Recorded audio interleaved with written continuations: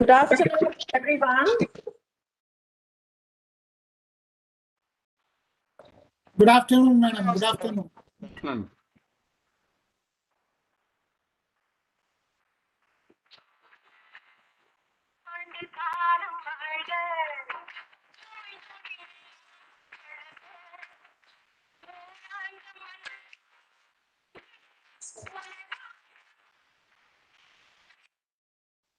Neonatal Hypoglycemia. And that's what the topic for the day is. Dr. Mohan very thoughtfully has given us a topic, living to 100 with diabetes, hype or reality. And that is when I remembered this song, which goes to say, நூறாண்டு காலம் வாழ்க, நோய் நொடி இல்லாமல் வளர்க. And it also says, நூறாண்ட மன்னர் புகழ் போலே, உலகாண்ட புலவர் தமிழ் போலே, நூறாண்டு காலம் வாழ்க. Welcome, Dr. Mohan, Dr. Dharmarajan, and all others.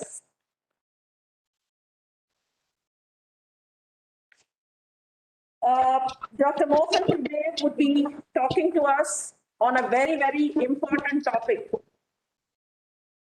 This is yet another edition of our university webinar series. And at the outset, let me apologize for a very small rescheduling that had been done. We generally say our webinar series editions will be on the first and third Fridays of every month, every calendar month. But this time, the third Friday being a holiday, we thought we would have it on the second Friday itself. Sorry for whatever inconvenience that would have caused.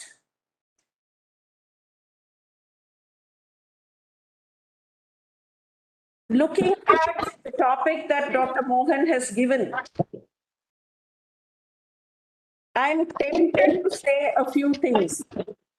And with the permission of Dr. Mohan, I would raise these issues right at the beginning. Yes, madam, definitely. And I'm sure there would be answers coming in your talk. Yes, ma'am. Probably, this is a kind of an intuition. When the person knows the answers would be there in the lecture, at least to show prowess, one would want to ask the questions beforehand so that there is a kind of a thrill and satisfaction that the questions have already been answered.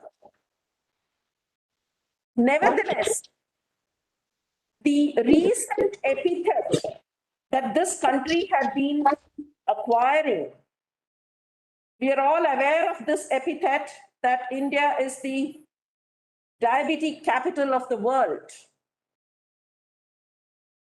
Within the heart of hearts, I'm sure it's not very happy for any one of us to hear this epithet.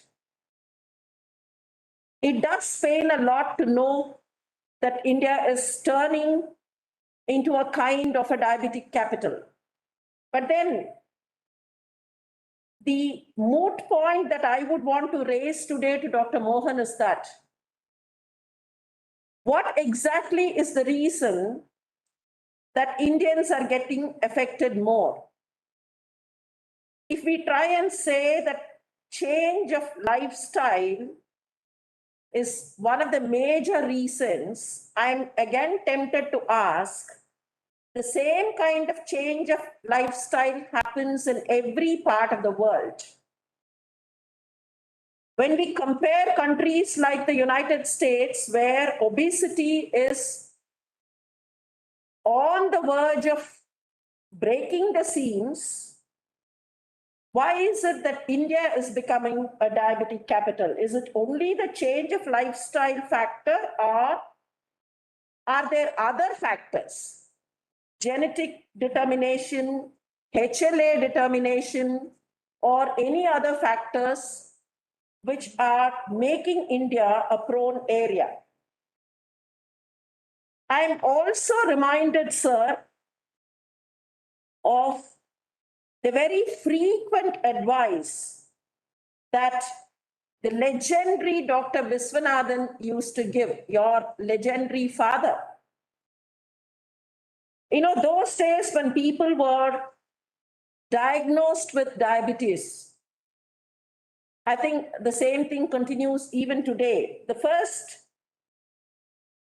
question or a doubt that the patient raises is that, Doctor, na ennala saapadu maatanam, change of diet. And I think change of diet or dietetics goes hand in hand with detection and management of diabetes even today.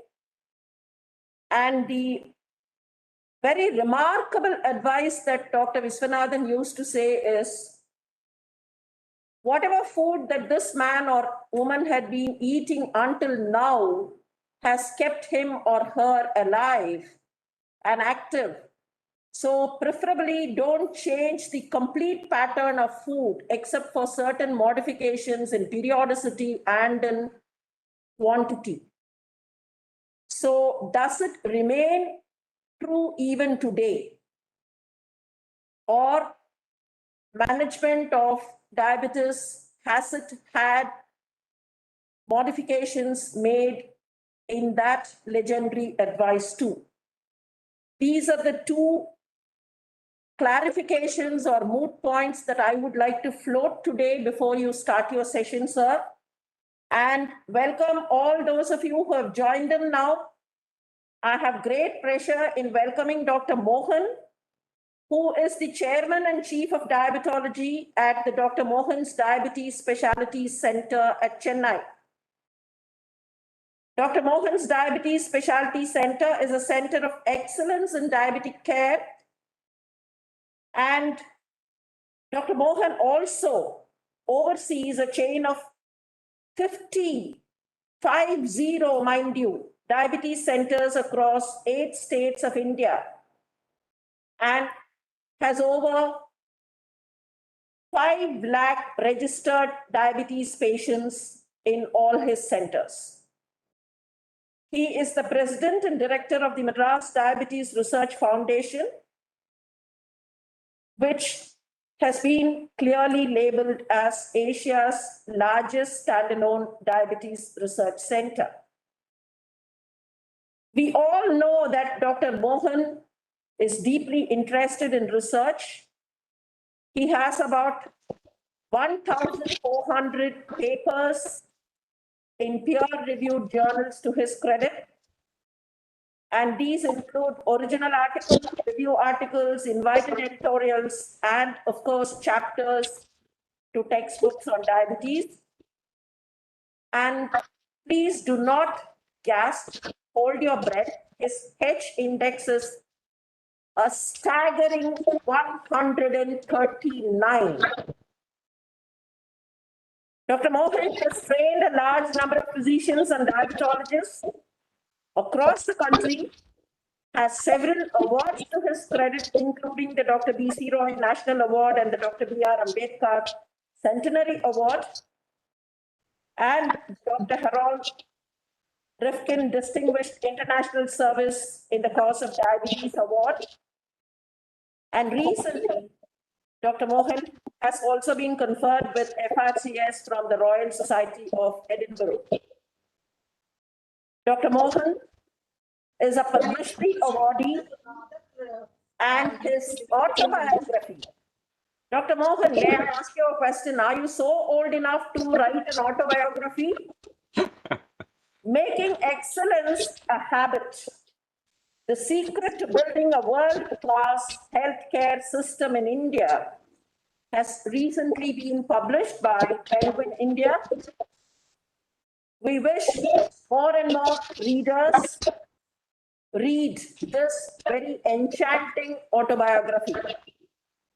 With these words, I deem it a great honor to welcome Dr. Mohan to deliver his lecture on living to 100 with diabetes, hype or reality this day. Welcome, sir, and the floor is yours.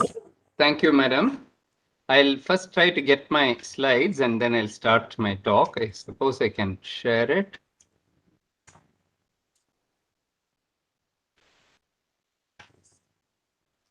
Yes, sir. We It's can see that. seen, madam? Yes, sir. Okay, ma'am. So thank you very much, madam, first of all, for inviting me to this very interesting series of talks. I've been attending many of them. They are highly educative, and I don't think any other vice chancellor has done this. You are really fostering education, and that too at a time when most people are stuck at home, and with COVID, you have thought of this very novel way in which you can connect people from different fields. You are definitely learning from all the speakers. The second thing I want to thank you for is the honor that you have recently conferred on me, the distinguished professorship of the Tamil Nadu Dr. M.G.R. Medical University, and that too for life. When I read it, I was very surprised. Thank you very much, madam, for the honor and for the trust and faith that you have in me. And thirdly, of course, for the kind words that you said. I'll try to answer some of the questions which you have raised. This talk is a little different from the usual diabetes talks, but if you give me an opportunity sometime in the future, whenever you think it is convenient, I'll come back and present our work on the etiology of diabetes and the association with diet, physical inactivity, and so on. I'm not going to go into those in my talk, but the diabetes capital part and a few other things I will definitely be talking. So let me get into the talk straight in the interest of time. After thanking you once again, and Dr. Pushkala, who has been very kind enough to coordinate this and to fix this date, and also my colleagues, Dr. Dharmarajan and Dr. Shantaram, who is also expected to join in the organizing committee of this meeting, for inviting me to talk. So this is my brief agenda. I'll talk about the burden of diabetes in India and try to cover this point about the diabetes capital thing that you mentioned, and then go straight on to the life expectancy of people with diabetes, because the main aim of this particular talk is to tell people that even if you have diabetes, you can live up to 100 years of age. And I hope I can convince you by the end of this talk that it's possible and it's not really a hype, but it's actually a reality. Then I'll talk about the long-term survival of diabetes and our data to show that it's actually possible, and then end with some mantras to live to 100 years despite diabetes.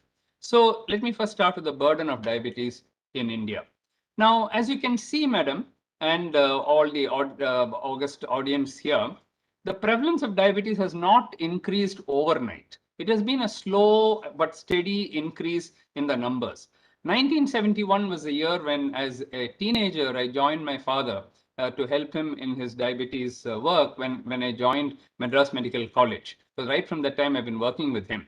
At that time, the first multi-center study of diabetes was done by the Indian Council of Medical Research, ICMR, but it was done in 6 cities only and 6 villages near those 6 cities. And Chennai was not included. Trivandrum was included. But roughly the prevalence was the same. About 2% of urban India had diabetes and about 1% of rural India. It was about half. In fact, the highest at that time was in Ahmedabad, which was about 3%. Over there, and this is, I'm talking about adults above 20 years of age.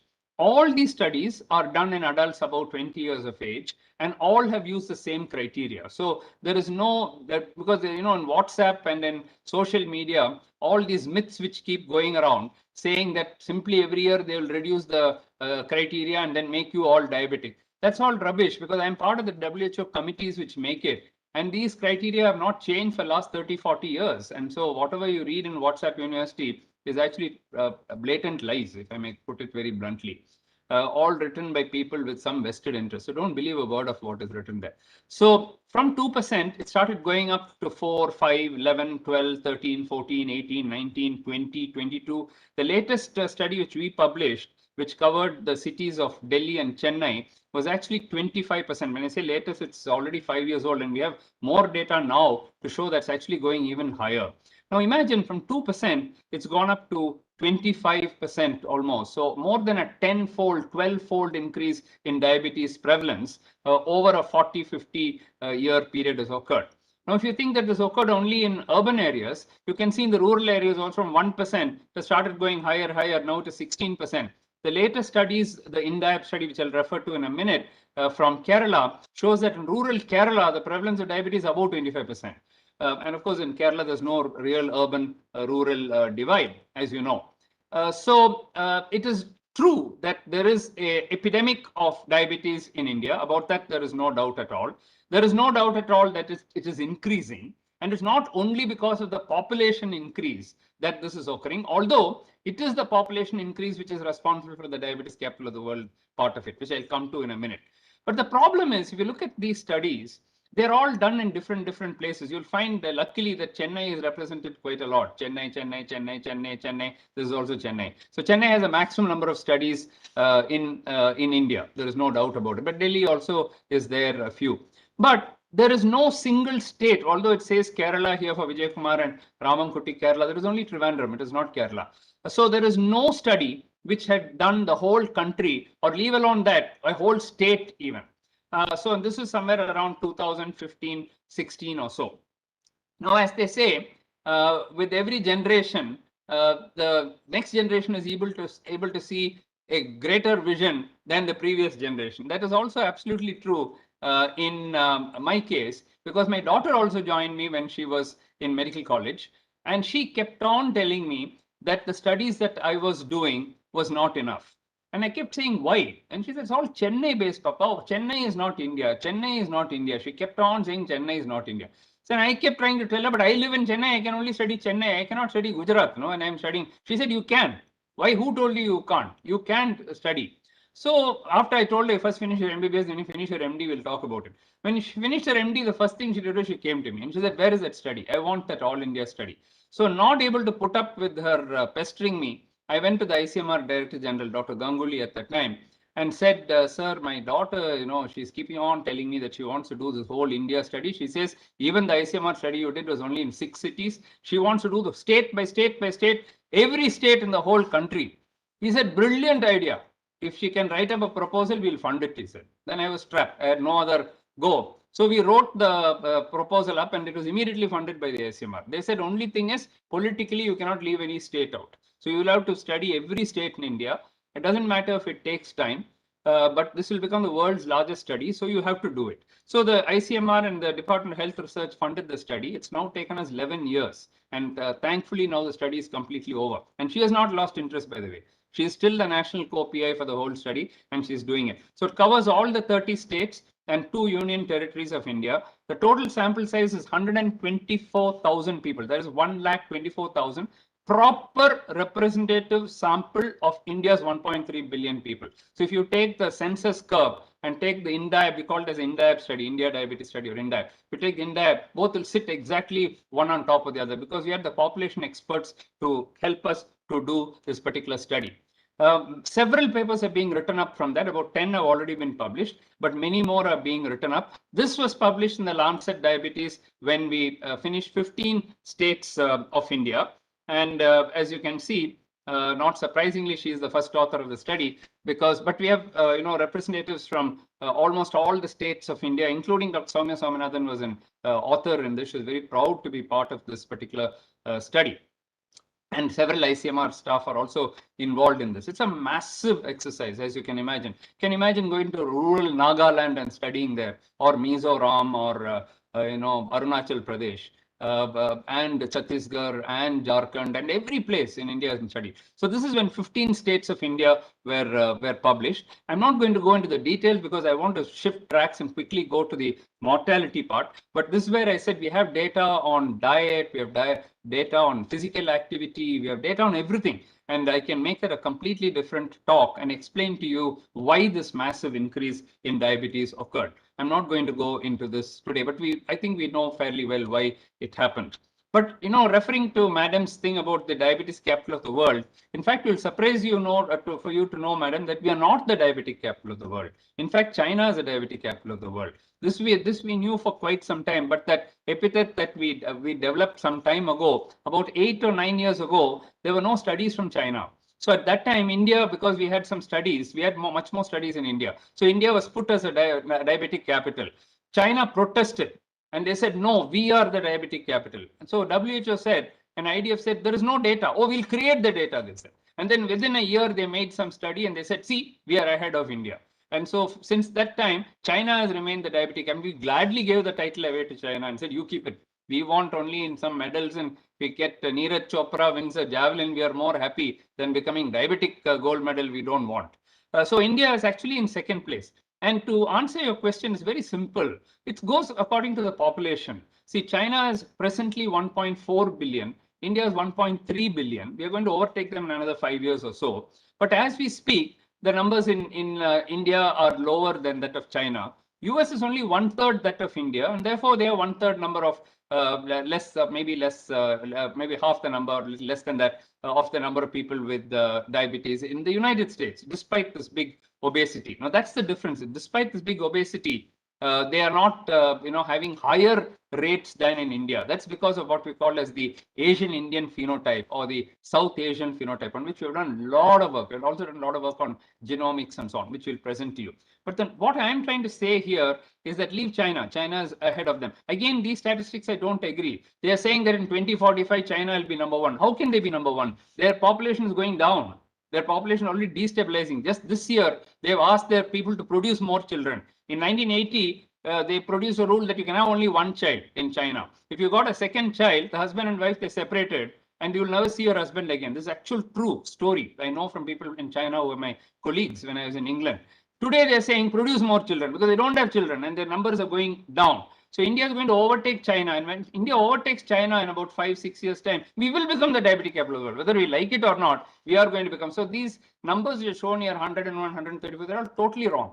And I've written to the IDF. We'll see them in another 3 months. The next edition will come. I hope they correct it, at least for the future, show the right thing. These are some 5 or 6 people sitting in Belgium or in Geneva and making some calculations and then writing. Half of those calculations are not even correct.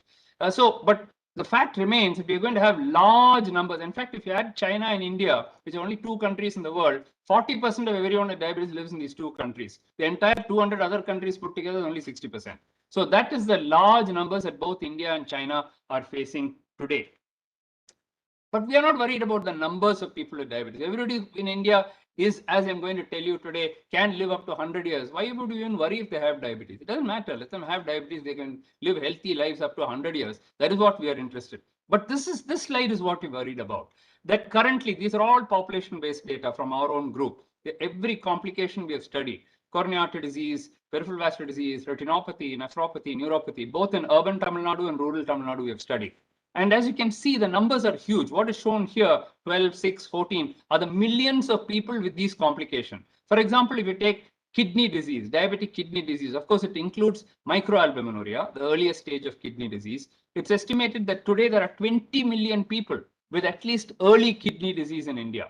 Assuming that 1/3 of them, there are a lot of nephrologists in the audience, and I'm sure they'll be able to agree with me when I tell them that, let's say 1/3 of them develop end-stage renal disease. We're talking about 5 million people in India who will need dialysis or transplantation. Where are we going to get 5 million kidneys from? We can't even get 5,000 or 10,000 kidneys, leave alone 5 million kidneys. So this is going to be a disaster. We know it's an economic disaster. And that's the reason why I chose this topic, that nobody should develop kidney disease and nobody should develop eye disease. Let them get diabetes. It's okay. Due to aging itself, you'll get diabetes. You can't prevent it. It's one of the aging disorders. So you cannot prevent it. But if you can prevent these complications, then you can have a long and healthy life despite diabetes. So what is the current life expectancy of people with diabetes? Not just in India, but abroad also. We know that diabetes is supposed to reduce your life expectancy. Let me show you some really good studies. Now, this is a 2010 report from the United Kingdom, which estimated that type 2 diabetes will reduce life expectancy by 10 years compared to the general population. And if you have type 1 diabetes, it will reduce it by 20 years. And mark these figures because I'm going to come back to this a little later. So if you have type 2 diabetes, your life expectancy can go down by 10 years. And if you have type 1 diabetes, it can go down by 20 years. A more recent study from Canada showed that average of 6 years you lose if you have in males, and 6 years in females and 5 years in males. So both these studies are showing that if you have diabetes, your average life expectancy comes down. Okay, and you'll know the significance of this as we go further. What about Indian data on mortality in diabetes? Now, thanks to our original studies, the CUP study and the CURE study, we have data on mortality in diabetes because we've been able to follow up these populations for 10, 15, 20 years time. This is one of our first reports, which we published in JAPI in 2006. This is from a very small study called as a CUP study. There are only about 1,000 people in the study, but we followed them up for a 10-year period. And what we found in this study was that the mortality rates in people with diabetes is twofold higher, is double than that of compared age-matched non-diabetic population. So this is the first published report of the mortality rates due to diabetes. But since it was a small study, only about 1,000 people, we didn't have too many deaths. Then we took up this large study called as the Chennai Urban Rural Epidemiological Study. It's a tremendously productive study. It's a study totally representative of Chennai. And as you can see, this is the 150th paper from this one study. This one study has produced about 160 papers till today. So what we found in this study was we followed up all these individuals for about 10 to 15 years time. And what we found was that there was an excess mortality in diabetes, but it was mostly in the younger individuals. As you come to say 60, 65 years, the death rates between diabetics and non-diabetics is not very different. And I'll tell you the reason why. Because our mortality, our life expectancy itself is much reduced in India, as you know, compared to other countries. So it is when you get it young, if you get diabetes when you're 20 years old or 25 years old, they are the people who tend to develop kidney disease or heart disease and die. And that is what we should try to prevent by making them get it at an earlier, later age or not get it at all. So what is the current life expectancy in India? Now, these are figures from the World Bank from 2018. And in 2018, you can see that 2016 figures published in 2018. In the United States, the average lifespan of an American is about 79 years. That means everybody lives up to 79 years. In China, it is 76 years because they have very few children, as I told you. So they are mostly an aging population, 76 years. In India, at the time of independence, in 1947, the life expectancy was 35 years, believe it or not. Now, it is not because everybody died at 35 years, although a lot of people died in their 30s. You know that Ramanujam died when he was young. We know that Swami Vivekananda died when he was young. We know that many, many people died young. But that is not the reason for the life expectancy. You know how the life expectancy is calculated. If suppose you have infant mortality and millions of children die when you're 1 year old and 2 years old, when you take the average, it will come down. So because the infant mortality was so high, the life expectancy in India at the time of India's independence was only 35 years. Today, it's close to 70 years. So it's come to 68 years, but still it's about 10 years lower than the United States. Now I'll show you one calculation, okay? Before that, so this is the age pyramid of India as published in 2019. Our current population is 1.3 billion people. And this is the population age-wise. Every 5 years is shown here. And the reason I've shown, so some of you are above 60, 65 years. It may shock you to know that there are only about 10% or 12% of the population of India is above 65 years. I'm above 65 years. So I'm privileged to know that I'm in the 10% of people in India who have survived that. Okay. So the life expectancy is really low in India even today. But let me take you to the 90 years and above. If you take 90 years and above in India, how many people, what percentage of people in India live to 90 and above? It is 0.001% of the population. So if you live in India, the chances of you living up to 90 years of age is 0.001. But here's the twist in that. India is so big, India's population is so big that if you take 0.001%, it is still 13 lakh people or 1.3 million people. So there are 1.3 million people in India who have lived, who are living above the age of 90 years today. And that's an important statistics to know because I'm going to talk about people with diabetes above 90 years. You can imagine this is people without diabetes. The total population itself is 0.001% of India's population. Remember that. Now let me take you through some simple mathematics. If India's lifespan is 67 years for males and 69 years for female, that's why I've got 68 as an average. And we are showing that most studies are showing that 7 years diabetes reduces your life expectancy. So what is the life expectancy of a diabetic? It will be 67 minus 7 or 60 years of age. In other words, you should be seeing very few people who are above 60 years of age and have diabetes. It's a fact. I mean, it's simple mathematics, isn't it? If the average life expectancy is 67 and diabetes reducing 7 years, then the average life expectancy of diabetic is only 60 years. That means above 60 years, very rarely will you find diabetic people. Is that true? So now that comes to the question, is long-term survival of diabetes possible? Now we have, as Madam mentioned, we have very large number of electronic records. We are blessed that we have 5 lakh diabetic patients, and this is going back for 40 years or more. All the electronic, from day one we are electronic. So we got all the electronic records. We can go back and search and search and search.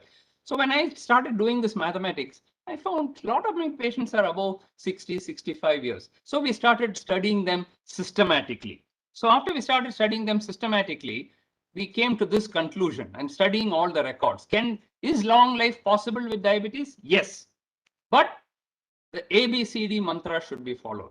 So if the ABCD mantra is followed, they can live long and healthy life. So what is this ABCD mantra? A stands for A1C, so it should be below 7%. Blood pressure at least below 140/90. C is for cholesterol and LDL cholesterol. Both should be within normal limits. LDL at least below 100, if not below 70. And D stands for discipline. After ABC, you still need discipline. Some form of diet, which Madam mentioned, regular exercise. You need not be an athlete, but you should do some exercise. No smoking or tobacco, preferably no alcohol, or at least moderation alcohol use, definitely no alcoholism, stress reduction, yoga, meditation, and finally regularity of follow-up. And I'll show you just 1 or 2 of these and then move on to the last part of my talk. Are we meeting the ABCD goals today? That is the question. Where do we stand in India with regard to the simple A, B, C, D? And we're talking people who are already having diabetes, not the unknown diabetic. Let's see. So this is a study, I mentioned the INDIAB study. This is one of the studies from INDIAB where we looked at, so we didn't want to collect hospital-based data because that is all, referral biases there, socioeconomic biases there. This is India, whole of India. When we studied the first few states, we looked at urban, rural, and looked at how many people in India have achieved HbA1c less than 7 among those who said that they had diabetes. Okay, so this is the data.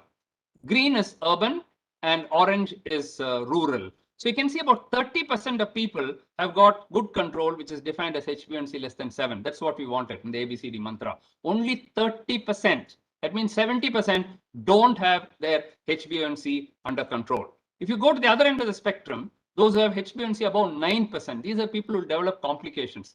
37% of the rural population of India and 32% of the urban population of India have HbA1c above 9%. And as I said, this is a representative study of India. This is not a hospital-based data. So we've got a lot, and the others are in between, from 7 to 9. This is also not very good. So if you add these two, almost 70% of people have not achieved what we want to achieve as far as the A is concerned. Okay. More recently, we published the ABCD itself, the blood pressure, cholesterol, and for D, we used only smoking. You should not be a smoker. Okay, we didn't even go into diet and exercise and all stress reduction. All that we didn't do. A1C less than 7, blood pressure less than 140/90, LDL less than 100, and no smoking. Only these 4 we saw. And we took 2 cities, complete 2 cities we studied, Delhi and Chennai. And this was published in the British Journal, Diabetic Medicine. What we found was that, and it's a large sample size, about 15,000 diabetic people. We found that only 7% of people, 7% of people in India have achieved ABCD among those who already know that they have diabetes. If the sugar is controlled, BP is not controlled. If cholesterol is controlled, the sugar is not controlled. Or if they're doing all the 3, they're smoking. Okay. So of all the 4, only in 7%. And that's the reason why we are having this huge complications, which I showed you earlier, with all those millions of people having complicated. No big surprise, because you're not achieving the targets. Why is regularity of follow-up important? Why can't they just come once in 5 years to the diabetic clinic? Well, believe it or not, there was no data in the literature. So we looked at the data and we published it in this particular paper in Acta Diabetologia, where we've looked at 9-year follow-up of people who are coming to the clinic.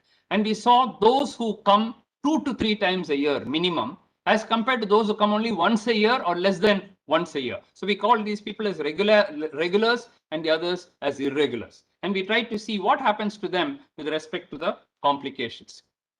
Now shown here are 2 sets of data.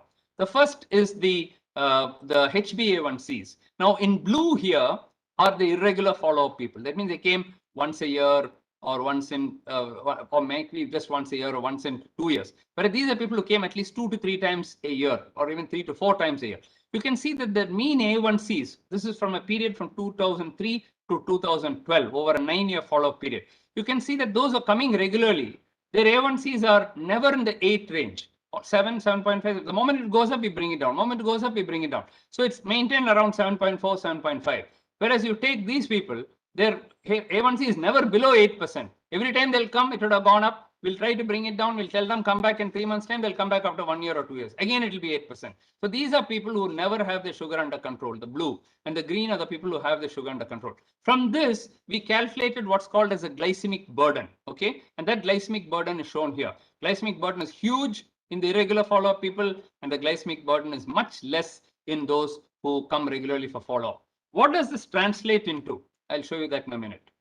The conclusion of the study was, when we started in 2003, none of these people had complications, retinopathy and nephropathy, two complications we took. In 2012, after 9 years, we saw how many of those who came regularly had complications, how many of those who did not come regularly, the irregular people, had complications. What we found was that among people with type 2 diabetes, regular follow-up was associated with significantly lower glycemic burden and 50% lower incidence of retinopathy and nephropathy. That means new onset kidney disease and new onset retinopathy was reduced by 50% just by coming regularly for follow-up. Is that a big surprising thing? No, because they're coming to us, they will listen to us, we will also change the prescription, we will also motivate them, tell them to do testing, we'll tell them to go on a diet. All that follow-up is and motivation is needed for people to achieve their control. But what we showed was that just by coming regularly for follow-up, you can prevent the complications. Now that is just diagrammatically shown here, this cartoon form. Now let's say somebody has achieved 7% and then this person doesn't come back for follow-up. And this, what is shown here, is in months. Okay, so the longer they wait, the A1C will keep going up and up and up, then up and up and up. And sometimes, let's say after 3 years or 4 years, they come back. That's where their A1C will be 8.59. Okay, and so what they're carrying with them is glycemic burden, which I just showed you, the actual statistics I just showed you now. Now, what if this person had come back earlier? Let's say instead of 3 years, he came back in 2 years' time. Then what would have happened was, we get a chance to bring it down. So this is avoidable. The red part is avoidable. The green part is unavoidable because they came only after 2 years. What if they came back after 1 year or 6 months or 4 months? That unavoidable burden keeps coming down, down, down. More and more can be avoided. This is the secret of the regularity of follow-up. If they come regularly for follow-up, you can avoid this glycemic burden and you can prevent the complications of diabetes. Now you may say, how long can they keep it up? Okay, this is, I'm not telling you the name of this person. He's a VIP in Chennai. He's actually a spiritual leader. And when he first came to me in July 2011, he had a HbA1c of 14.5, 14.5. Okay, so he didn't even know he had diabetes. And then we controlled him. I gave him short-term insulin for 4 weeks and then controlled him with tablets, withdrew the insulin after 4 weeks.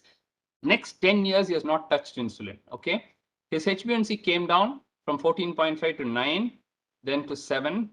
Then it once went up to 8.3. That's the only other time after he didn't come back for about 6 months or 7 months.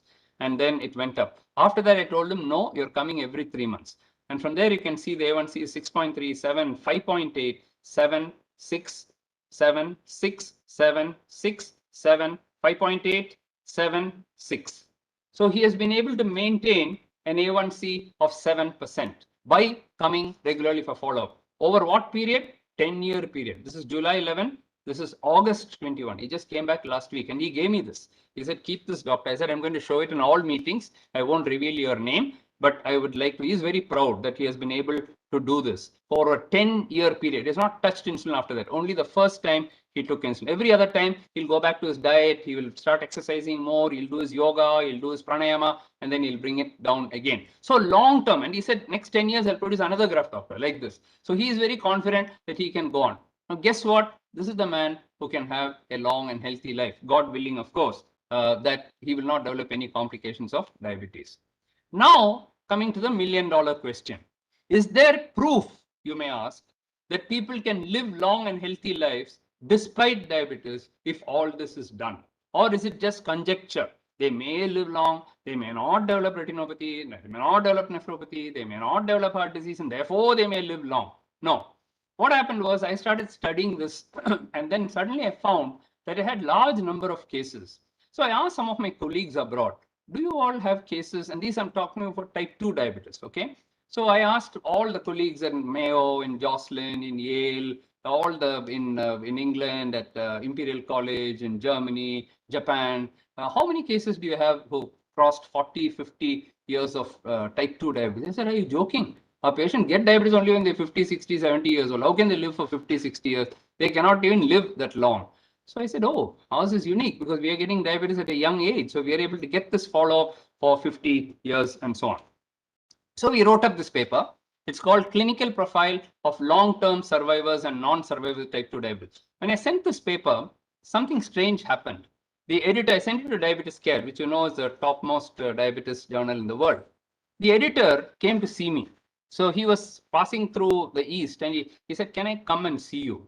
So I said, yeah, come. I think he didn't believe that somewhere in a clinic in India, there will be people who have lived so long.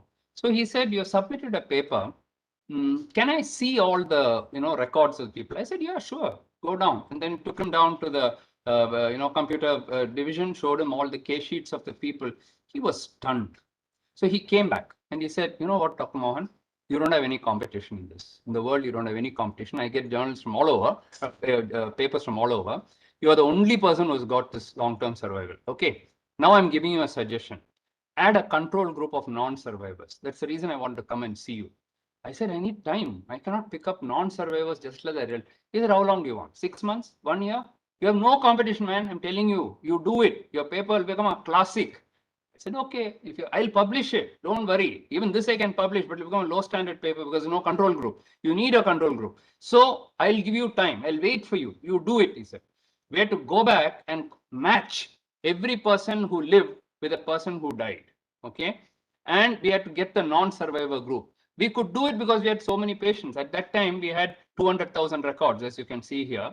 And from these 200,000 records, we had to case control. We had to match it. One survivor is to a non-survivor.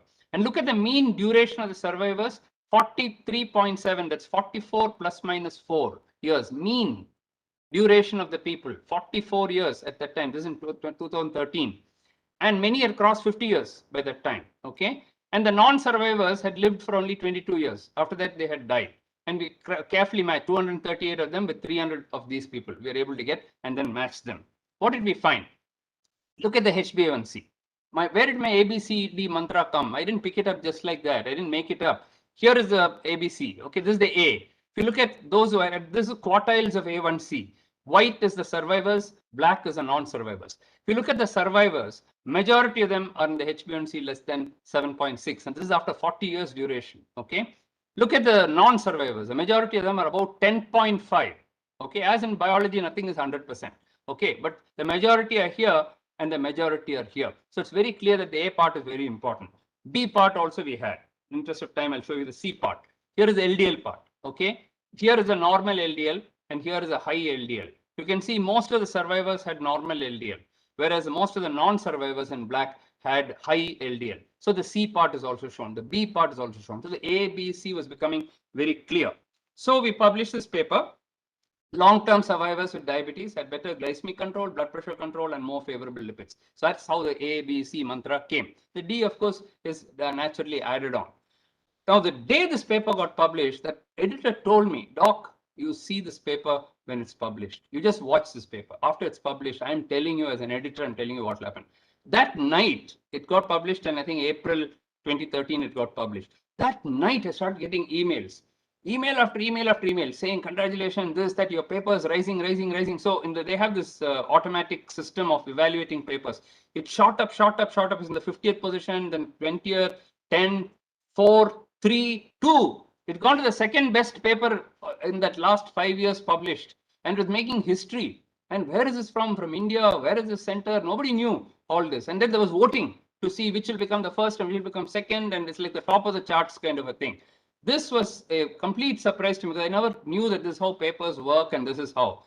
I was even more surprised when I was given this award, which Madam said. This is the Harold Rifkin Award. This is considered as the highest award of the American Diabetic Association. It's an international award. And this is Dr. Jane Roche, who is the president of the American Diabetic Association. In 2018 in Orlando, that's the last conference I attended. After that, the COVID came and I could not go.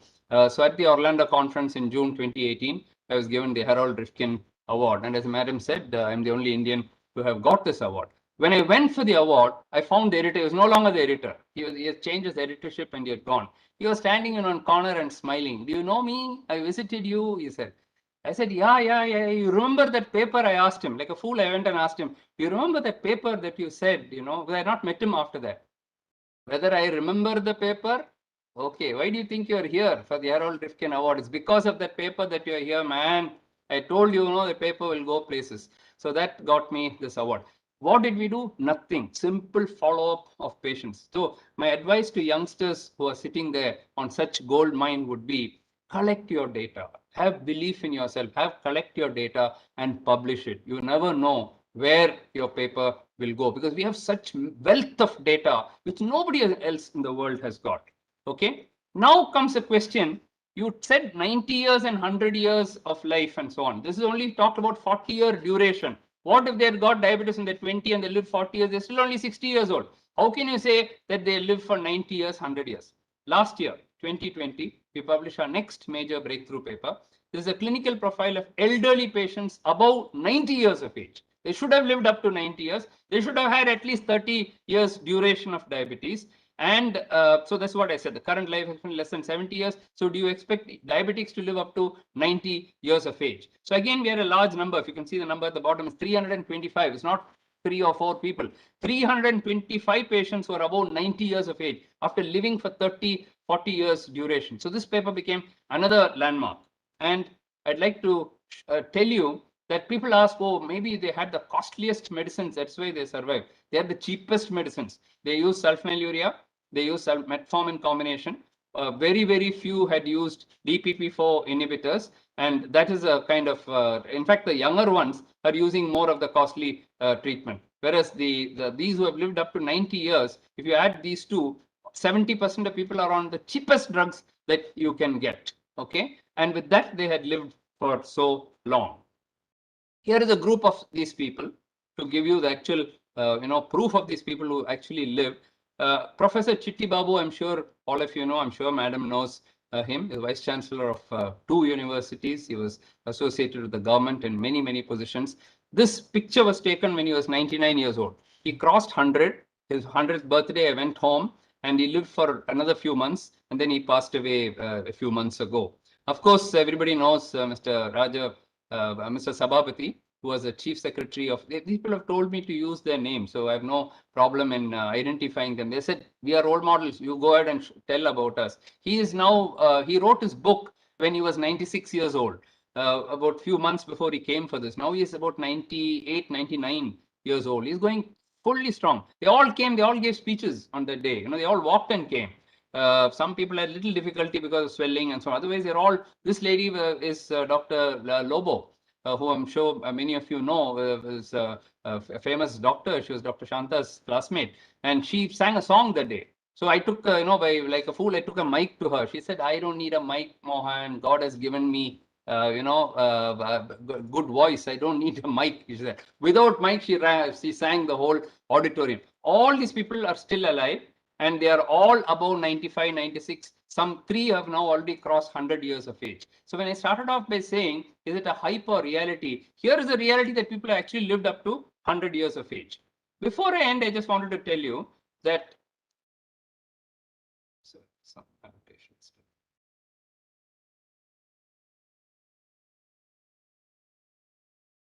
Something is.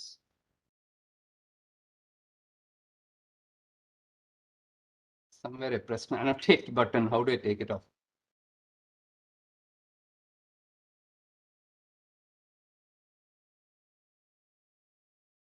The slide is not moving, is that? Sorry, I pressed the annotate button or something by mistake. The slide next. Well, that is making a lot of diagrams there. That pointer. So I'll switch the. counter off. Okay. So what I wanted to, I don't know if the next slides will move. Somehow it's got stuck. Sometimes it happens. We press something.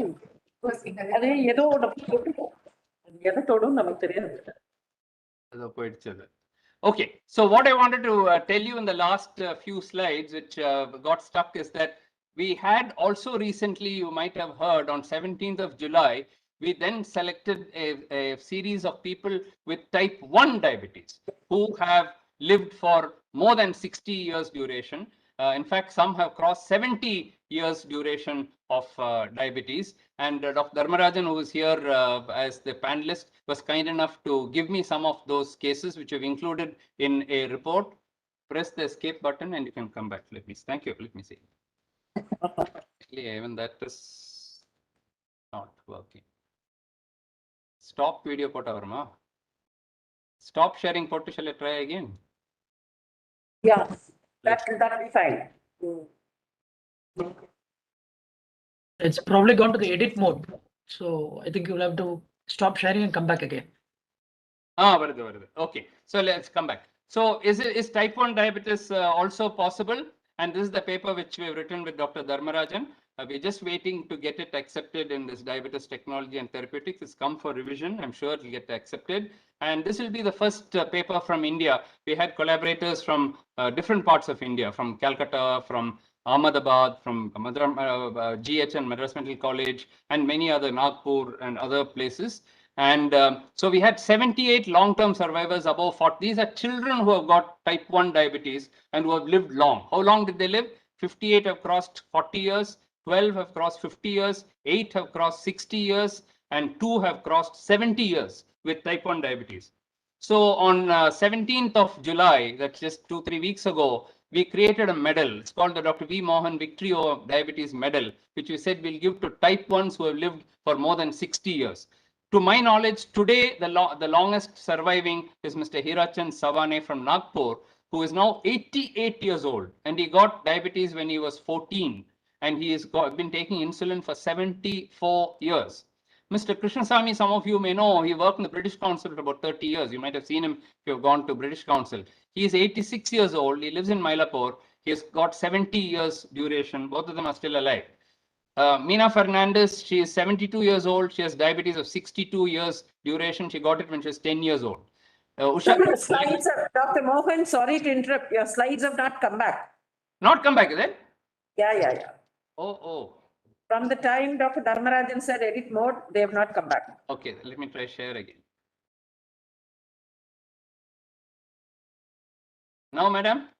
Yes, sir. Now, yes. Yes. Fine. So I was showing this paper by Dr. Dharmarajan, where the clinical profile of long-term survivors.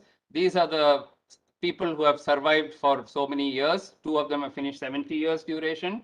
And this is Mr. Savane, who has lived for 74 years. And Mr. Krishnasamy has lived for 70 years. And Mina Fernandez, who has got it when she's 10. She's 72 now, still alive. And Usha Diman, who's 68. And has got, when she got it, she's 7 years old, and she's 68 years old.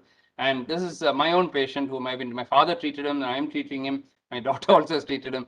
Prasanna, he lives in Coimbatore, he's 64 years old, and he got diabetes when he's 3 years old, and he's got 61 years duration.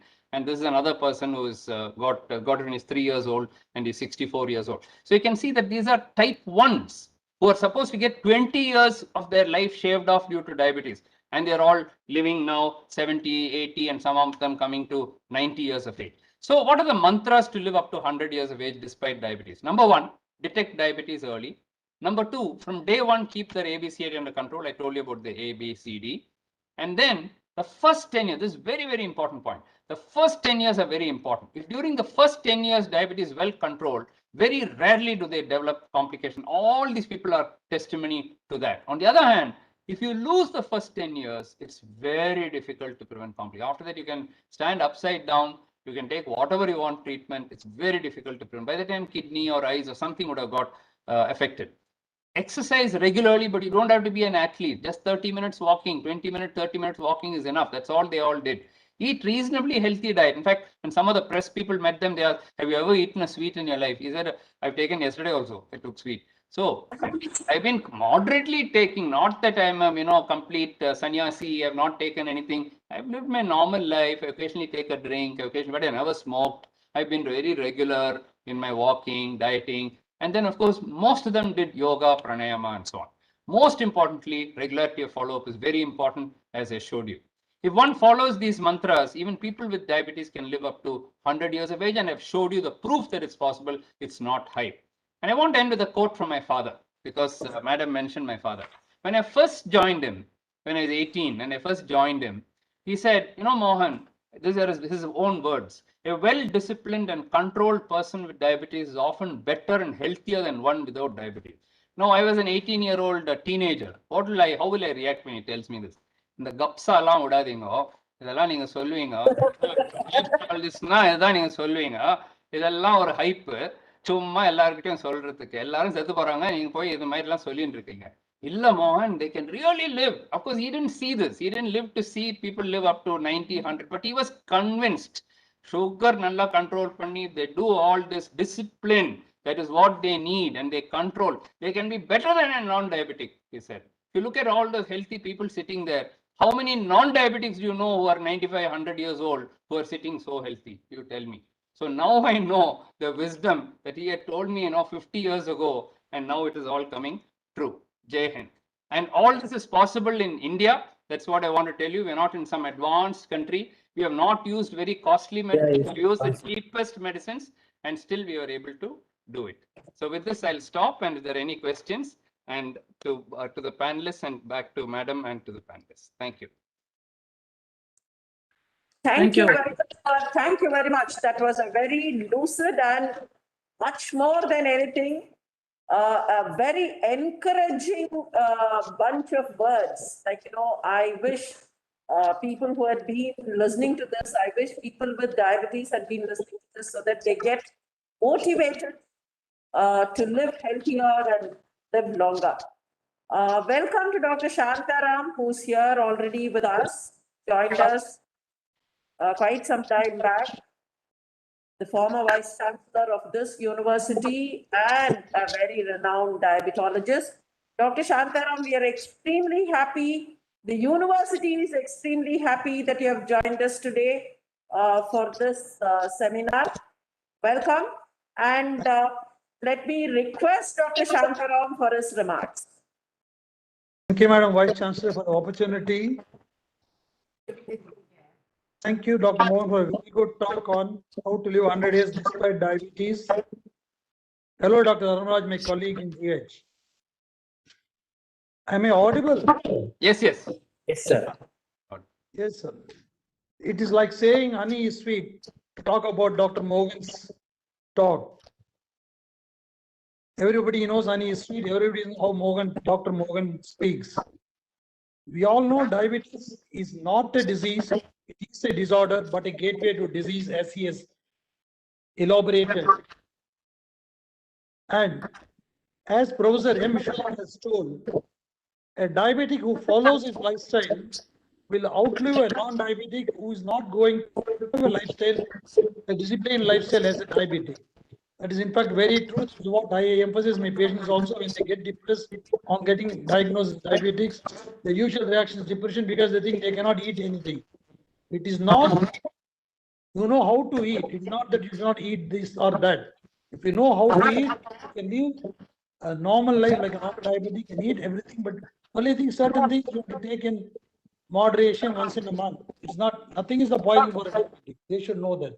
So they go into depression. I tell them, you follow what they say, then you can outlive a non-diabetic. As Dr. Mohan has said, in India, it is peculiar, the age of onset is less, so the risk of complications is more. And he has laid down the path for such diabetics how to touch 100 through the ABCD mantra. That was a good evidence-based science which he has produced to emphasize what we know, that a diabetic can live a healthy life despite diabetes. once he follows the lifestyle. The main thing is only exercise, diet, good sleep, relaxed mind, sun exposure, and avoiding pollutants. And also, a lot of pollutants also contribute to the increase in the incidence of diabetes. Some articles have come on the pollutants in the air, also increase the incidence of diabetes. Therefore, and we congratulate as Mohan Center for the wonderful, excellent contribution. One, their emphasis on the GTT, the 1 hour value to diagnose pre-diabetic, because the conversion is very high among Indians from pre-diabetes. So to pick up the pre-diabetes to prevent diabetes. And they are the one who follow the 1 hour value. Now everybody is doing only fasting and 2 hours. The early abnormality of glucose tolerance throws a light on how to prevent diabetes much earlier. That is one thing. Second thing, even in the treatment, Dr. Morgan has shown that early insulin therapy, how it has modified the progression of type 2 diabetes and reduced the incidence of diabetes complications. And we also produced the Dr. Morgan Diabetes Risk Score. In a resource poor country like ours, everybody cannot be tested with a blood glucose. So every institution should have that criteria, and people should read them, just come forward and they undergo the test to have early detection. Because we know various landmark studies have shown early detection, early good control prevents the long-term complications. So with this, I will ask my colleague Dharmaraj to say a few words, and before it's open to the audience for questions. Thank you, sir. And at the outset, I would like to congratulate Professor Mohan for that excellent talk on this topic. I think none other than Professor Mohan will be able to do justice to this topic, because he has such a wonderful collection of all data documented, published, and everything has been shown in the talk conclusively. So as far as our experiences are concerned, we concur with Professor Mohan with regard to the disciplined lifestyle that every diabetic has to follow, especially the ABCD. The ABCD, if they follow the ABCD and early detection, the ABCD of diabetes control, and then the most important, very important thing that he stressed was the regularity of follow-up or the compliance. The compliance of the treatment and the regularity of follow-up plays a very big role in making the patient survive for a prolonged period of time. And of course, we had a limited experience with these long-term survivors as far as type 1 diabetes is concerned, and which we had shared with Professor Mohan. He was kind enough to include us, and it's going through. But as far as type 2 diabetic patients are concerned, our experience is limited. As far as type 2 diabetic patients, we find not much of patients beyond 60 or 65 years attend our outpatient clinic at government hospitals. I don't know, maybe the difference is that beyond 60, 65, the geriatric age group, they go to the geriatric care or to their own practitioners whom they are familiar with nearby. They might not be able to come to the government hospitals, or they may not have the support system to bring them to the government hospitals. So our experience with regard to elderly type 2 diabetics beyond the age of 70 or 75 is very, very minimal. And another one more point that he aptly stressed was the control that we need to achieve in the first 10 years after the diagnosis of diabetes. The importance of the molecular mimicry and the glycemic memory, all those things, they're playing a role in causing diabetes-related complications, is there to be seen in experience. We see patients who have a poor control in the first 10 years, landing up with all the complications in their second decade. We have seen that both in government setup as well as in a private setup. So at last, I would like to congratulate Professor Mohan for the excellent talk, very useful, and should be an eye-opener for all the participants. And it is really an eye-opener that diabetic patients can live for so long.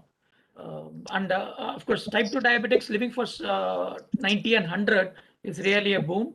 And for type 2 diabetics again, for type 1 diabetics again, living a longer life it is without complications is what is more important. Thank you, Professor Mohan, and thank you, Madam, for the opportunity to give us an opportunity to share our experiences and views. Can Open for the Can I briefly respond, sir. Madam? Yes, sir. Apart from, see, it's absolutely true about ABCD. There's no doubt about it, because if you don't follow the ABCD or A1C, blood pressure, cholesterol, there is no chance at all.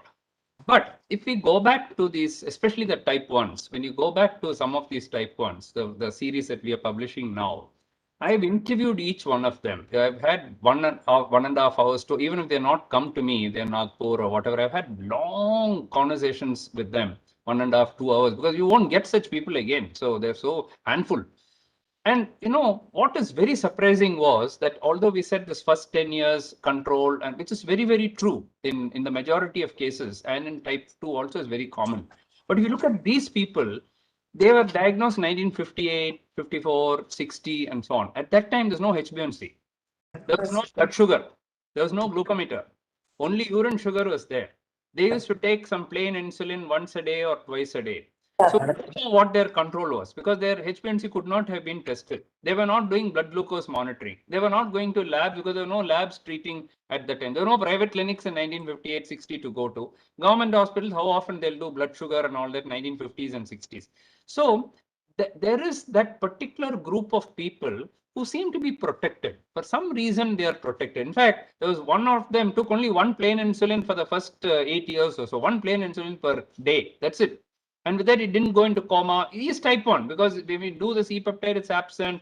They've had one episode of DKA. So it is true that they've got type 1. And they've got it at 6 years, 5 years, what else it can be? It has to be only type 1. But genetically, they seem to be protected. And some biochemistry is a little different from the others. So recently in Diabetologia, there was a paper published about 3-4 months ago, when this paper is being written, and I've quoted it in this paper by Pernot or somebody in Diabetologia is published. So he is talking about why did these people live so long?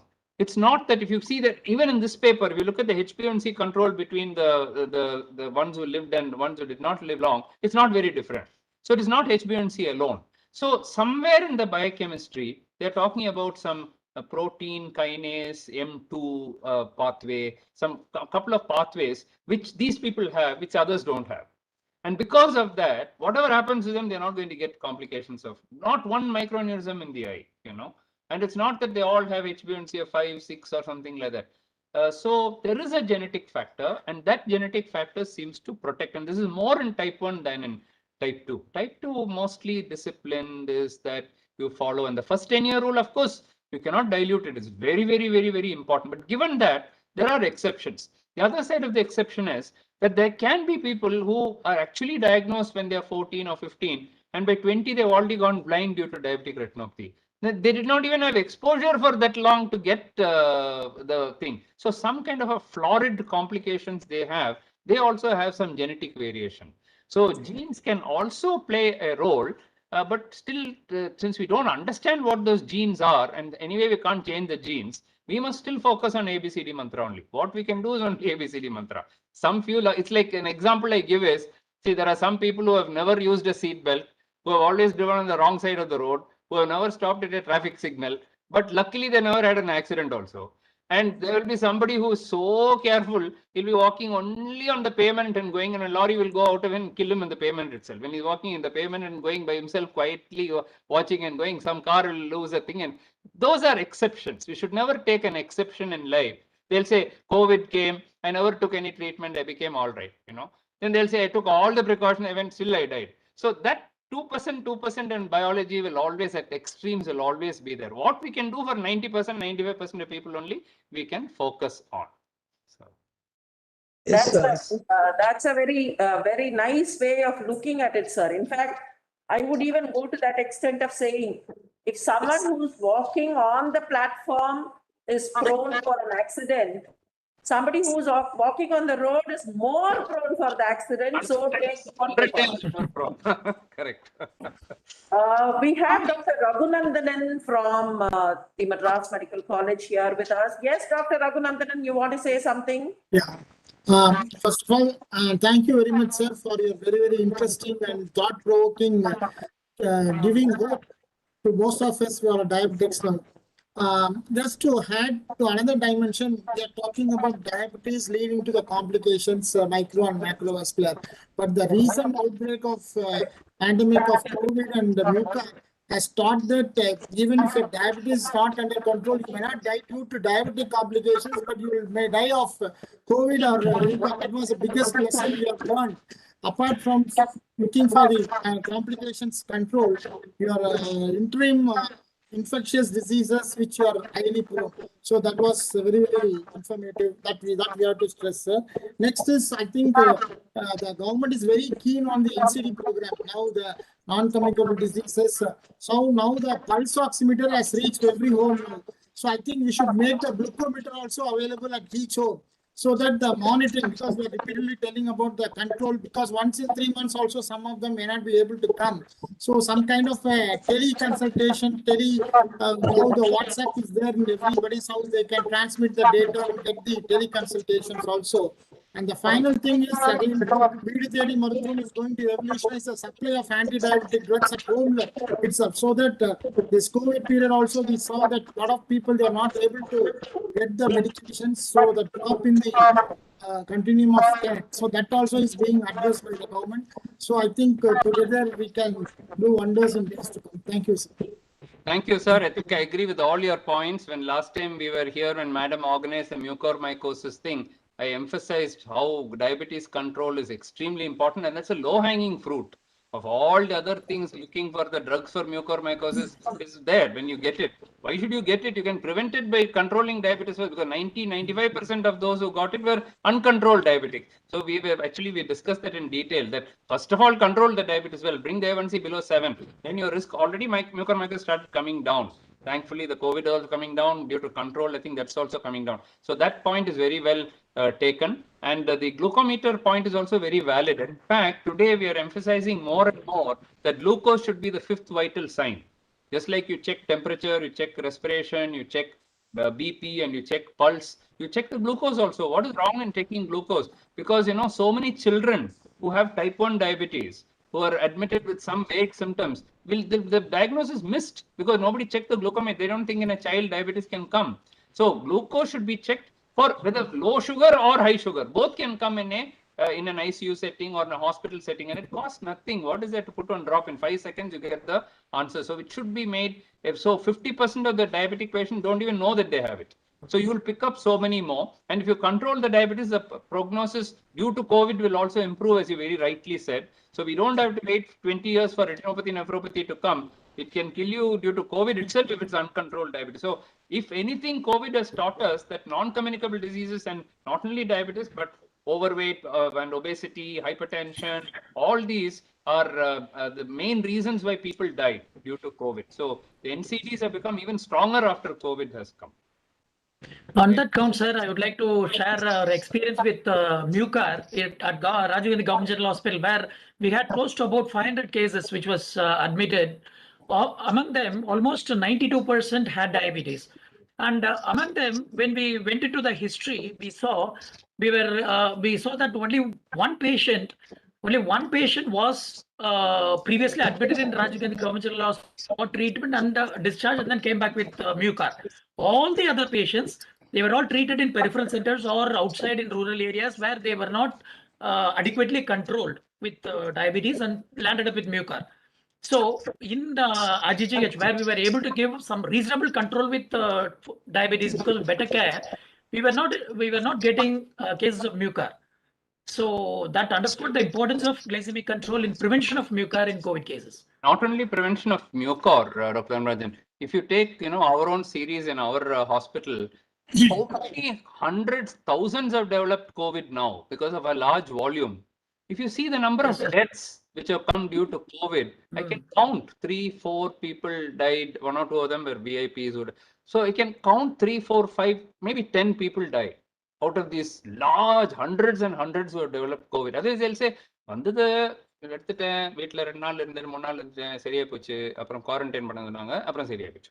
They're saying, oh, this is a diabetic patient. They're behaving like non-diabetic patient. That all relates to control of diabetes. So to control it well, better care. Yeah, better care. Thank you, sir. Before I request Dr. Sridhar Dr. M.G. Sridhar. Dr. M.G. Sridhar from Coimbatore is here. Before I request Dr. Sridhar for any remarks, Dr. Mohan, I have a question, not exactly a question, but then your opinion. Yes, ma'am. The recent scientific statement on COVID that is coming out is more than 50%, or at least 40 to 50% of people who develop COVID will land up in long COVID. Now, what would be the role played by diabetes in long COVID? What do you think? Like, your opinion on that, or your whatever remarks, or whatever you feel about. Diabetes can be one of the reasons, madam, but I think COVID is such a mystery that we really don't know why some people develop long COVID. And see, if you talk to every specialist, if you talk to neurologists, they'll say, I can see Dr. Ganapathy is there. So if you talk to neurologists, they'll say, oh, it has developed, I developed Guillain-Barré type symptoms, I developed this symptom, that symptom, I developed radiculopathy, I developed this, I developed that.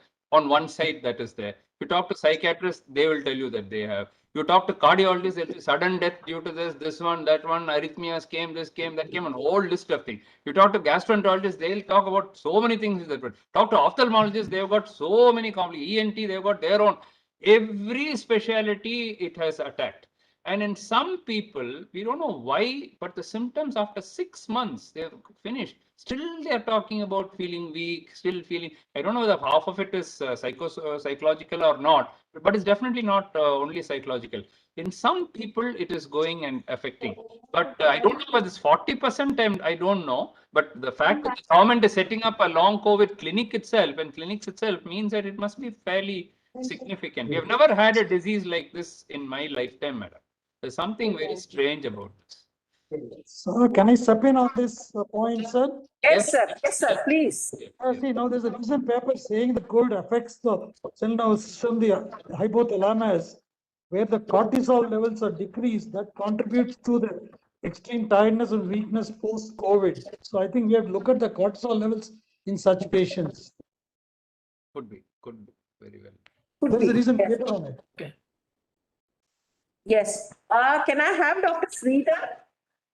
Yes, ma'am. Am I audible to you all? Yes, sir, you're audible, but you're not seen. You're not seen, you're audible. I'm sorry, I won't be able to switch that on because I really don't know the technology that's bluffing me here.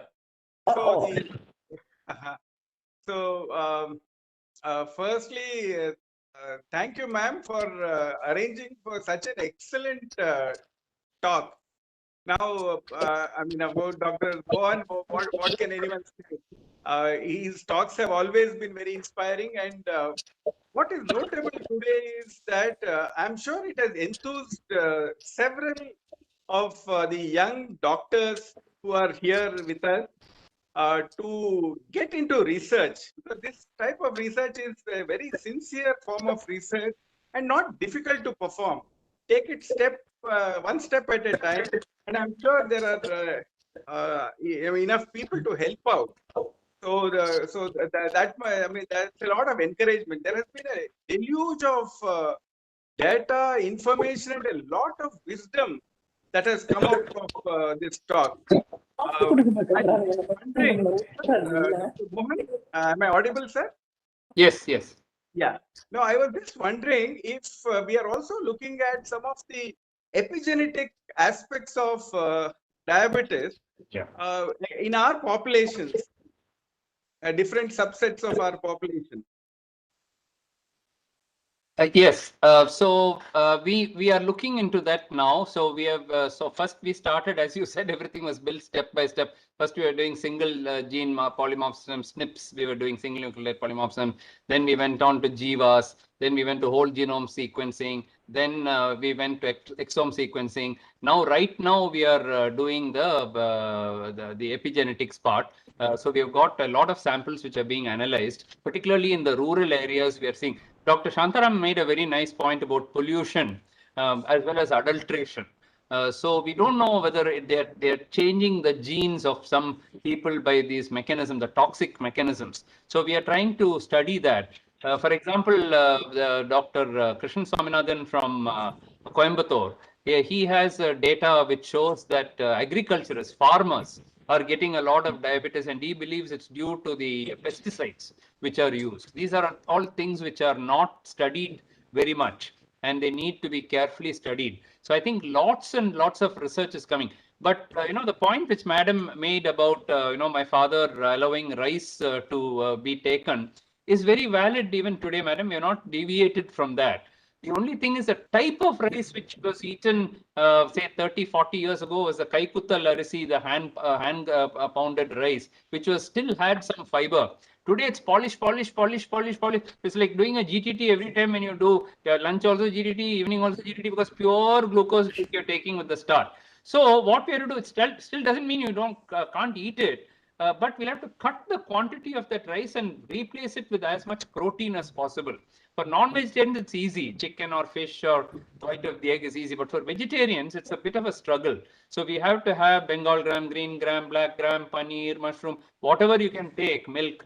And so replace that. You have to get enough protein. And then healthy fats, the seeds and the nuts, which earlier, one of my teachers first asked me, I won't say which my teacher was, but in MMC, in the third year ward, we just gone to third year. And he asked all of us, we are standing, which is the best way of committing suicide, he asked. So somebody said hanging, somebody said take a gun and shoot, somebody said drowning, somebody said, அதெல்லாம் ஒண்ணும் இல்ல ஒரு 5 cashew nuts சாப்பிட்டா போதும் 6 மாசத்துல செத்து போயிடுவேன், he said. So we believed it, and we thought really that cashew nuts are so bad. We published showing cashew nuts actually good. It reduces, it's a MUFA mostly, and it reduces the LDL cholesterol, it increases the HDL cholesterol, reduces the blood pressure. It doesn't affect, if you isocalorically substitute the calories, it doesn't increase in weight, although it has a lot of calories, it doesn't increase, and it doesn't affect the HbA1c. So this is a paper we published in Journal of Nutrition. But the way he had taught us, it was in my mind that if you take it, you'll die, And we all think cashew is bad. But we are not talking about salted cashew. We're not talking about roasted cashew. We're not adding cashew with the ghee. Or we are talking about raw cashew. Just raw cashew is actually good. Similarly, almond is good. Potato, I think groundnuts are good.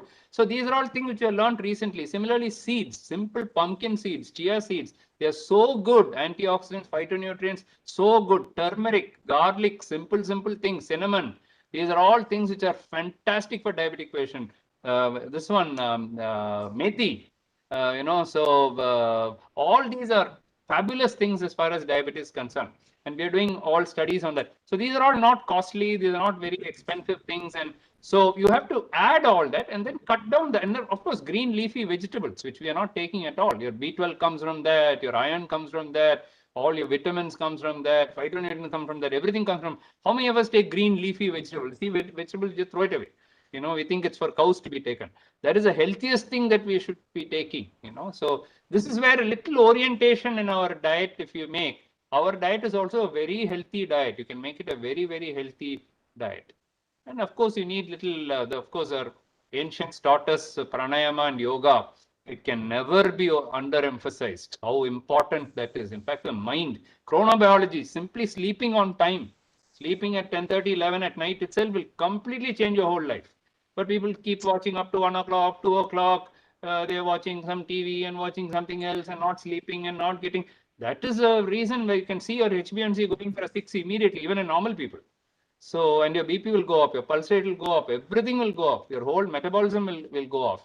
Cortisol, as Dr. Shantaram said, your hypothalamus is totally affected. Your day-night sleep pattern itself goes. Then where are you? So these are all fundamentals which our ancients taught us. And that is what Ayurveda, that is where Ayurveda scores. It's not the Ayurvedic medicine itself which scores. They emphasize all this, which we don't. What do we do when they come? Control Ilya. No, 4 unit potuko. Oh. Then next fellow comes in. Innor matra potuko. Oh. That is how we are not getting into the basics. Why is that fellow sugar high? He must be having some fight in his family. That is why his sugar is high. That we don't spend time. I think more holistic, integrated medicine is what is needed. As you grow older, I think this is what we really. Doesn't mean the modern medicine is bad. Modern medicine is fantastic, but we are losing we are from healers. We are becoming drug dispensers. We're just giving medicines to people. We are not healing people. That is where I think we are making a mistake. Thank you, sir.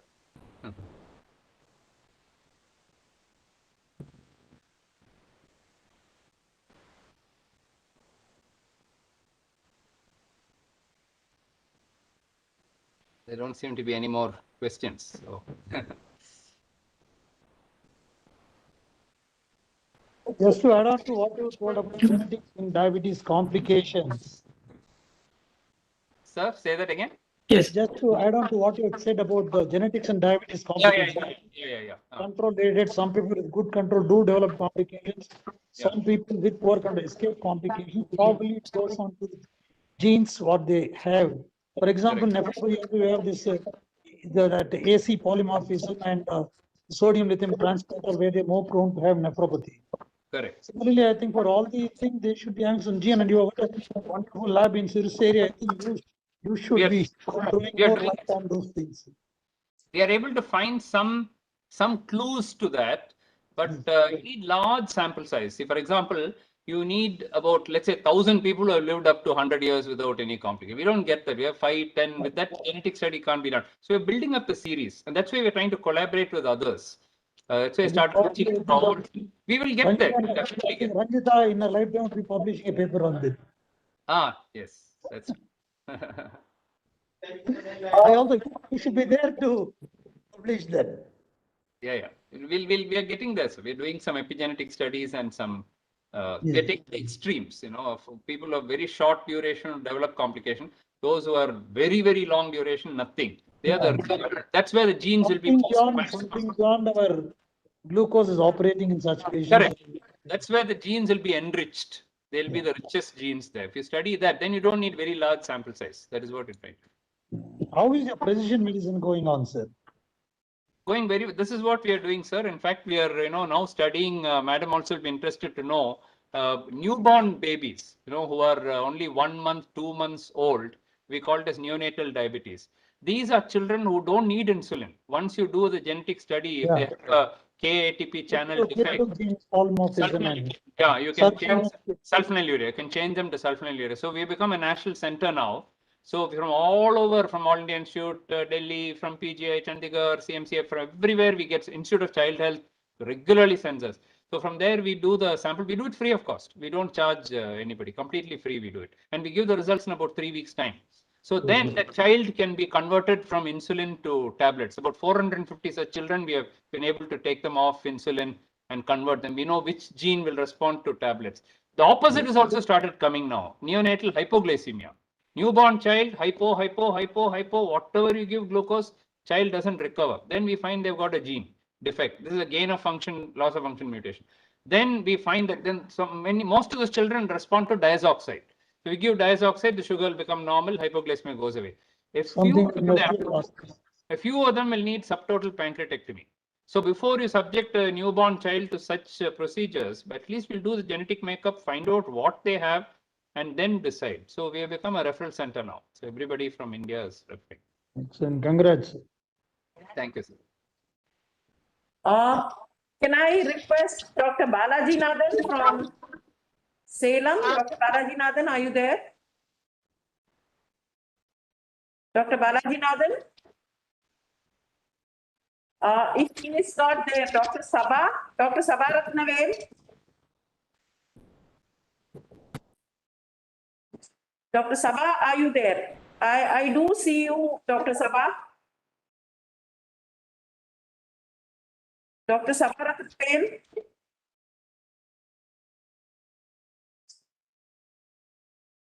Yes, ma'am. Yes, anything that you would want to say or add? And as usual, my seniors, both Shantaram and Mohan sir, they have not only inspired us to live for 100 years without diabetes, and they have taught us how to make others also live up to 100 years without diabetes. And in the small discussion that we started from 230 onwards, he has given us a lot of ideas as to how to go about, or some more researchers also, some topics he has given us, and a lot of motivation, a lot of contents for research. I should thank the university for taking the initiative, madam. And I thank Dr. Mohan as well as Dr. Shantaram and Dr. Dharmaraj for the same. Thank you, sir. Thank you, Dr. Sabha. Dr. Ranjit Shekharan. Dr. Ranjit, you're from what we would generally call a rural setup. So technically, I wouldn't say Nagarkoil or Kanyakumari is that rural these days. Now, what is your experience and something that you could add to this? Good afternoon, everybody. As usual, Dr. Mohan was exemplary, and well, it was a great talk and a thought-provoking talk. So, and thank you, Madam Sudha, for inviting us. It was a pleasure to be here along with you all. Can you hear me? Yes, yes. Okay, so what Dr. Shantaram said, so I would just like to add something which we have observed in the recent past. Well, people like who have been coming with a positive COVID history or without a COVID history, people have been presenting for the first time ever with hypoglycemia. That means one organ failure is pancreas. Patient presenting with secondary hypothyroidism and also hypocortisolism. I wonder whether you have seen those kind of a presentation in your practice.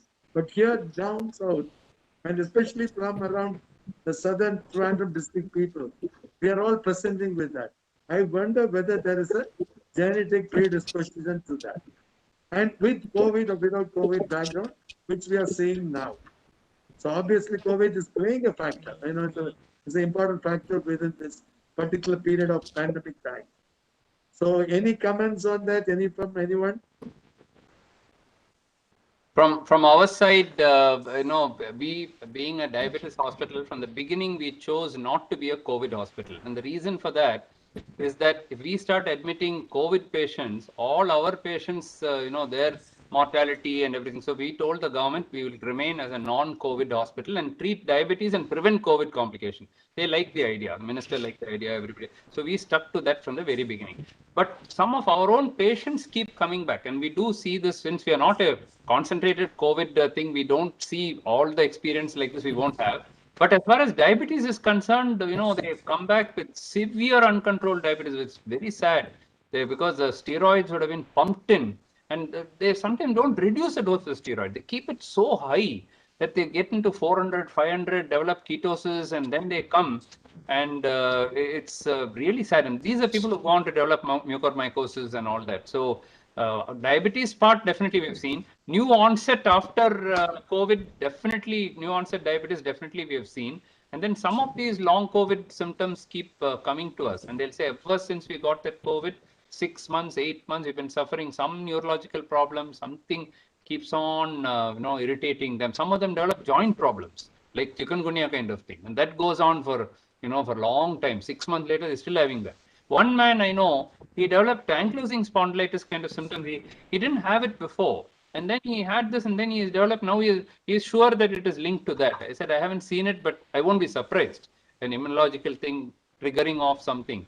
So lots of things, but it's very confusing, sir. So this disease has fooled us all. Nobody really knows I'm asking all of you, can we predict whether there'll be a third wave or not? Even today, we're not able to predict. Next month, whether there'll be a third wave or not, we're not able to predict. Suddenly it comes, suddenly it goes, suddenly again it comes, and again it goes. And when will we be ever rid of this completely? Vaccination going on one side, zero positivity has come to 70% now in Tamil Nadu. In Chennai, 80% have received at least one shot of vaccine. Still, we are having cases. So it's a tricky disease. I hope at least by next year, 2022, we are rid of it and we can get on with our lives. We're not attended one conference, we're not attended anything. 2 years almost stuck in our places. So about this like endocrine dysfunction, I think somebody has to. It's being reported. Higher center, like Professor Dharmarajan would be able to, follow it up in Madras Medical College. Department can take it up. Yeah. Of course, the COVID follow-up clinic is being conducted right now, and the experience is very short, just a couple of months old. So I think we should be able to come up with better ideas when in a few months. Dr. Dharmarajan, if I can make a suggestion to you, I made this to Madam also last time. Yes, sir. These are precious samples. You won't get them again. I mean, I'm not saying in a research sense, I'm saying, to answer these kind of questions. And you have in GH the largest collection. Number of why don't number of cases. So why don't you all get together and just save serum, plasma, DNA, or whatever else you can save into a biobank and just keep it. 5 years later, there may be some new research. That time we can't go running behind COVID and we won't have the cases even. So apart That's from right. all this great clinical work that you're doing, I know GH is overwhelmed with all the, but taking one blood and saving it is not going to take. Get your research team in, get your biochemistry team in, get somebody else in, and just save it. Maybe keep it in the university, keep it somewhere safe. And then we never know. All Yes, these sir, questions can then be answered. You know, later on we can. that should be a good idea. That should be a good idea, which can be put to the MRU. We have a medical research unit Yeah. in MMC. I think that they are the people who store the samples also. I think we'll put it forward to them. Yeah. So that it will definitely be a good wealth of. Some new question like this, what Dr. Ranjit is saying, we can go back and see what did they have, what did they, those who developed long COVID, those didn't learn. What is the difference between the two? If you have the serum and I think you can study it, no? What is it? It's very simple. Yes, sir. That's right. Yes, sir, that's a good point, and I think already the university has started some, the Good. Department of Immunology has started some work on that. So hopefully we'll go forward from that. Do we have anyone from the audience who would want to say anything from their own personal experiences at their centers?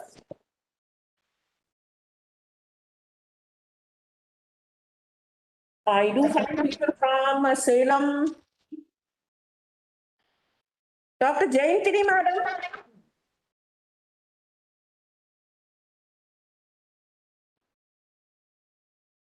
Jayantini, madam.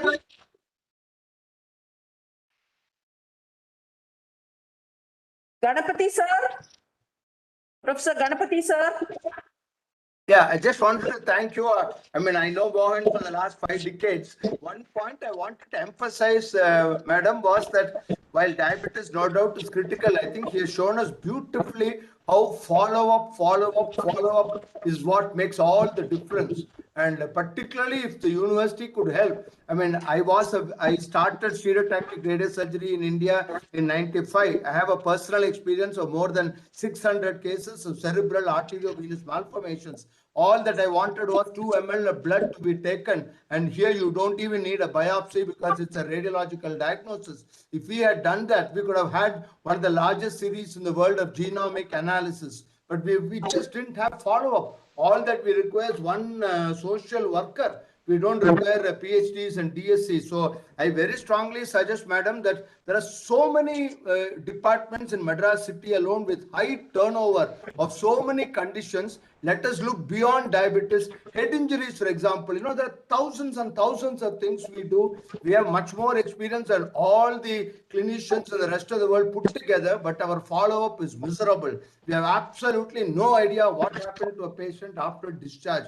So I really think that if you could, I mean, I would be happy to volunteer my services pro bono in helping this. I think if we can do this follow-up, have some prospective studies which do not require funding, which do not require high quality equipment, nothing. All that we want is a clerk with a telephone. Today there is an email, WhatsApp, everybody's WhatsApp, mobile number is recorded. All we need is somebody to make a phone call and find out whether he's alive or dead. As simple as that. So I think follow-up is very, very critical. And Mohan, I think you've done a fantastic job in the follow-up part of it as much. And that is what enabled you to get these fantastic results. Thank you, Dr. I agree. Thank you, sir. Thank you. I think Dr. Pushkala here has something to say. Yes, sir. Yes, ma'am. Sir, I have just 2 doubts, maybe not too related to the topic today. Can GAD and IA2 be a step which can differentiate between type 1 and type 2 instead of going for a bigger the same?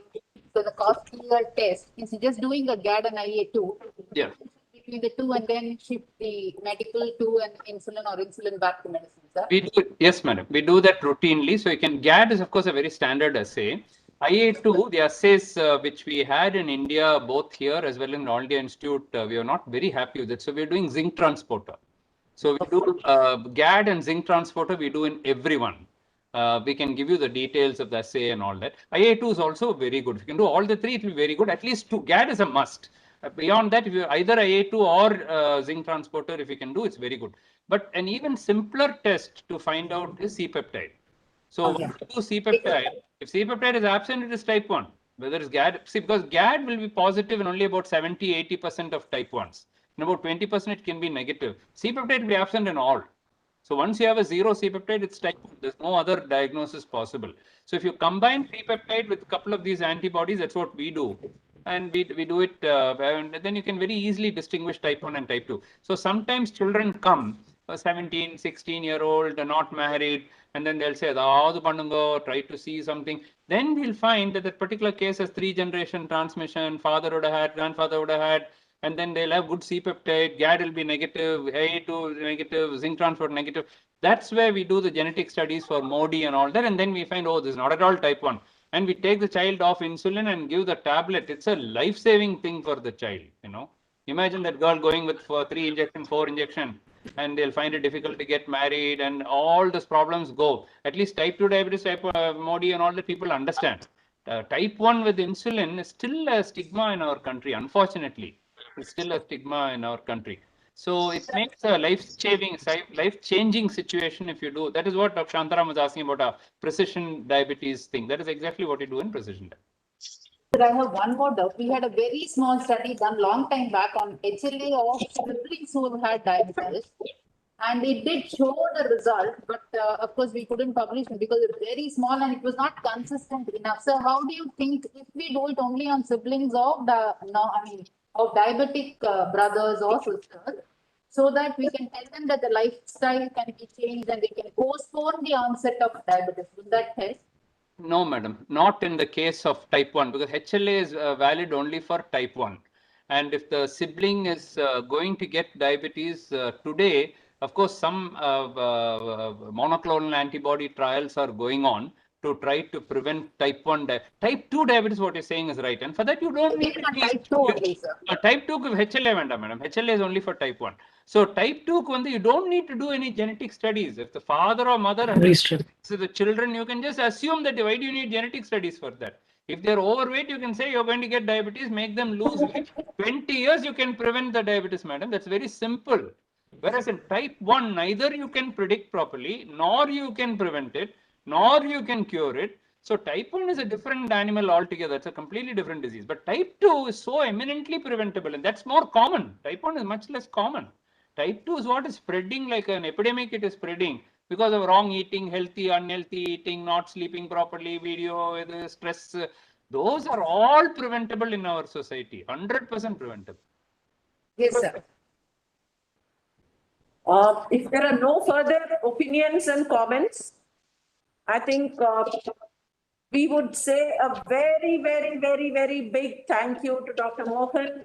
Dr. Mohan, this is not a customary thank you, but then this is a kind of, thanks that comes from the heart, because you've put in, as rightly pointed out by Dr. Shantaram and so many others, you've put in a lot of hope, enthusiasm, and confidence in the minds of several people, not necessarily people who had had diabetes or are living with diabetes, but then also in the minds of the practitioners, where they can carry this information to their patients and then go forward. So thanks very much from the university. Thank you. Thanks everyone, Professor Shantaram, Dr. Dharmarajan, Dr. Ranjit Jayasekharan, Dr. Sabaratnavel, Dr. Sridhar, Dr. Raghunandanan. Thank you very much for standing as support. And night sugar का गोली लेना रात को खाने के 15 minute आगे, night sugar का गोली लेना सुबह को खाने के 15 मिनट आगे. तो ये दो नाइट शुगर का गोली है, ये दो दवाई हिंदी. That's nice. इनके पास प्रिस्क्रिप्शन का फोटो, रिपोर्ट का फोटो, ये मेरे पे कांटेक्ट है. कभी भी शुगर टेस्ट करेंगे, खाली पेट के टेस्ट के बाद दवाइयां लेके खा के सेकंड टेस्ट करना, क्योंकि रोज दवाई लेते हैं सुबह को. ब्लड टेस्ट के दिन भी आपको दवाई लेके खा के टेस्ट करना. Lesson in Hindi for us.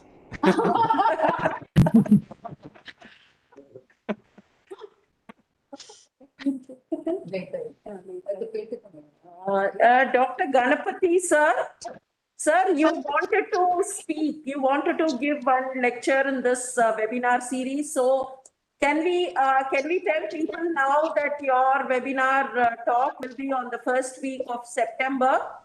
That would be 3rd of September. Would that be all right for you, sir? Yes, yes, please. Thank you. That's fine with me. So we'll have Dr. Ganapathy talking to us in the next edition of the webinar. That would be on the 3rd of September. We move to the first week. So first week of September will be the 3rd of September, and we meet again on the 3rd at 2:30 p.m. IST. Thank you very much, Dr. Mohan, once again. And thank you all the panelists, and thank you all the participants. Thank you. Thank you. Thank you, madam. Thank you, sir. Mohan. Thank you, Mohan. Thank you, ma'am. Thank you, sir.